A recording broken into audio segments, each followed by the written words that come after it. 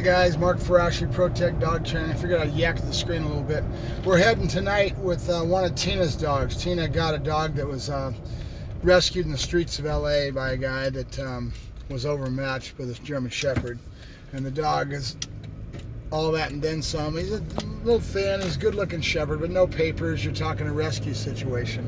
So she got contracted to fix this dog, and I've kind of stepped back and let her go ahead and do her own thing. And so she told me, as I'm trying to help her and try to teach her, that this is her project. Okay, we're going to let you do the project. So I went off to Missouri and came back, and she wasn't able to succeed with that project with her methods. I won't go into it. So we're off to see my good friend Ted Bellmeyer tonight, the guy that's pretty good with his aggressive dogs and really specializes in some of this stuff. He's the one that helped me with Arrow. Right? There's a golden rule that you really need to have in this industry, is that you need to never stop reaching to learn and grow, and having the attitude that you don't know everything and you really want to keep filling that bucket up with knowledge, right? Because it never ends. There's always something you can learn. So with a case like this, you're talking, it's a rare thing. Not that many people have seen a real rank dominant male type of a dog. It's rare. Okay? And then how to fix them and how to get them to a point where they're recoverable is pretty hard. And a lot of times it's not possible. This dog may need to be put down. But we're out in that phase now. We're out looking for second opinions. And then she's got a good friend of hers that's another trainer that might want to take him on for another try at trying to save him. And who knows, we all have little instincts, we all have little things that we do and tricks, and maybe this other person will be able to succeed where she wasn't able to, right? So, but the biggest thing you need to understand when we get into this is that if you're going to be good at dog training, you need to understand that you never stop learning. You never stop growing, and you should always have the passion to want more in knowledge and growth, right?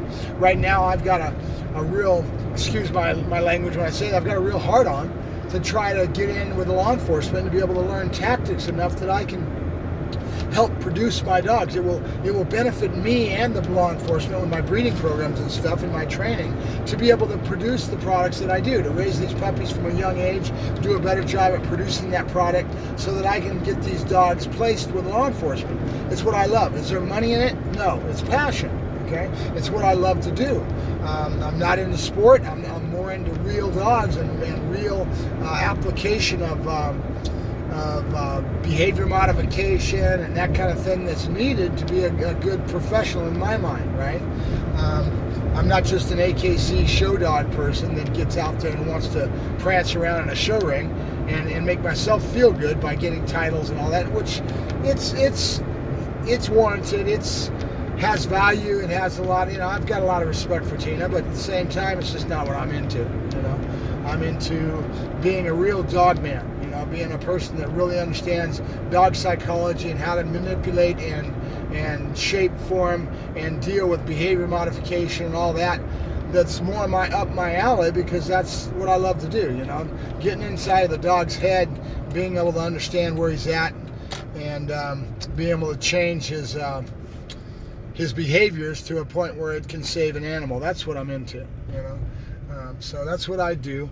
Dealing with that Dogo Argentina, that's a dog that's not for the layman. That's a dog that should not be handled by somebody that doesn't know what he's doing. All right, to be able to shape, mold, and form that dog and make sure he becomes out a productive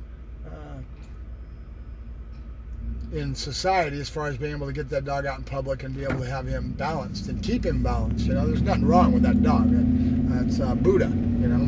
I'm pushing on the customer now to get him back in so I can keep flowing with him, so we keep this dog from just being stuck in a yard and turning into a nut that we've got a problem with. And going back and fixing a problem is a lot harder than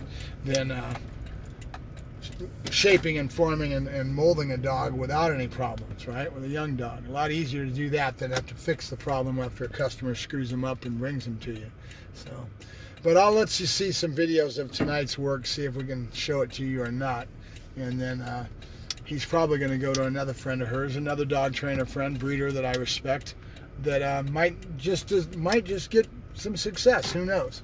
Unless Ted wants to take it on, which is about money. We get paid to do what we do, and sometimes sometimes you're not going to get paid, but most of the time we're looking to make a living, and to pay our bills and to do what we love to do. But so this dog has basically been handed off to Tina, and now he's her responsibility. So she's not going to get any more money in on him. So she has to make a choice. We're going to put the dog down, or what are we going to do to try to save this dog? And is he savable? That's the real question. Is the dog savable? It's like Arrow.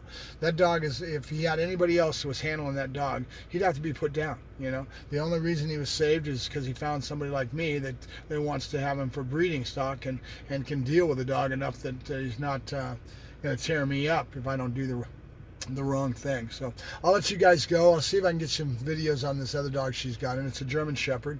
And then the case history is kind of vague because we don't know really what happened to him. And you try to make assumptions, you try to make guesses on what happened to him in his environment that caused the dog, but a lot of times you have no idea what happened to this animal, why he is the way he is.